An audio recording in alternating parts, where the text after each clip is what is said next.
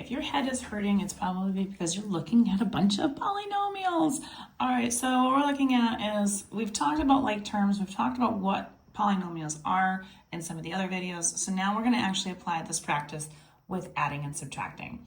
So adding is not really a big deal, but subtracting can be a little tricky. So let's talk about what has to happen. So as you can see, that you do need to make sure that you are combining like terms still with these. So these ones, really what you can do is just drop the parentheses all together. There's really nothing exciting to do with that, but you're just basically just combining like terms. So I've got 3x's over here. I've got 2x's over here. So there's a plus sign in between. So 3x plus 2x would just be 5x's. And so that's that part. And then we would do the same thing here. So we've got a plus 4, which is a positive 4, plus 2, which is 4 plus 2, which is 6. And so this would be your finalized answer, 5x plus 6. Now we're going to do the same thing here. So we've got 17y. You can see that it's nicely and easily set up. They're not always going to be that way, but just so you can see. 17y, there's another y here. So these can be combined before I do anything else. So there's 17 minus 1y. So there's no number here, so that means that it's 1.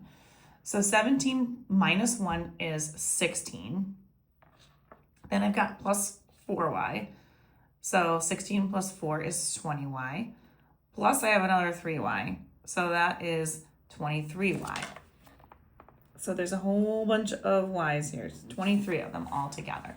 And if you feel like you need to combine with the highlighter, then do what I did in the above problems. Combine all these together so you can see them.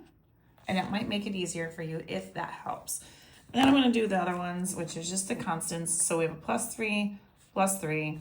So that is going to be 3 plus 3, which is 6.